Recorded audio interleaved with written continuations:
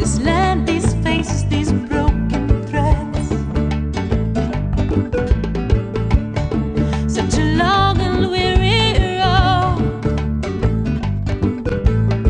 and the smell of this earth, it touches your soul. And in your darkest hour, oh, in your waking dreams, oh, in your darkest moment, did you lose hope? Think it never again see hope when you came home. Oh, in the streets I grew up in 2 civil wars. There was a point in my life when all I knew was war.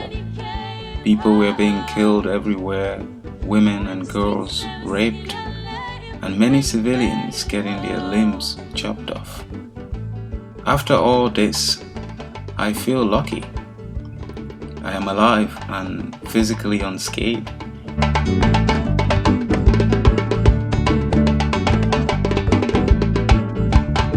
not a man of wealth or fame, not a palace or a kingdom to reign, but within these humble walls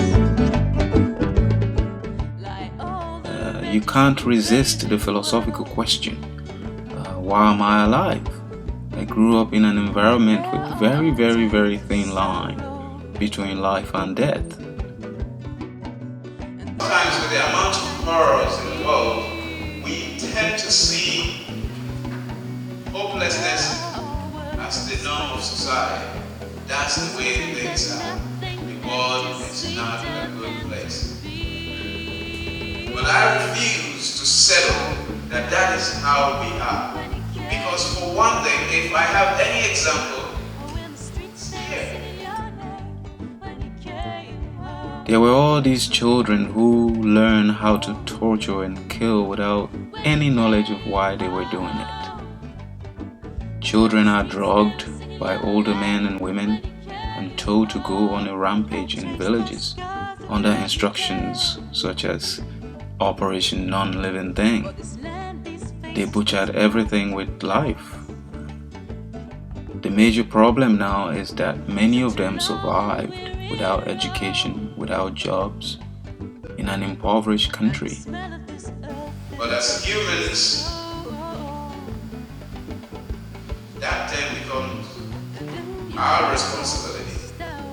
And even as young as you are, it's never too late to start assuming your responsibilities as democratic citizens.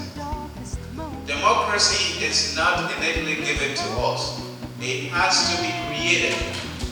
And unless we participate one way or another, we can never achieve the societies we want to live in. It is not enough to sit in your own little bunker and say, there's so much horror in the world, and you have done nothing to improve the lives of your neighbors. Sierra Leone is putting new institutions and policies in place after the war. And we at the Jeneba Project want to make sure that this time girls are not left behind.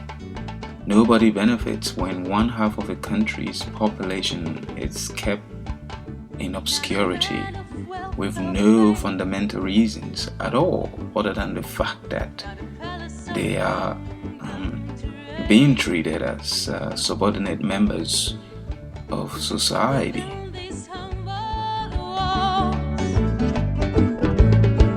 like all the wretches in your crazy world. And there are times of sorrow,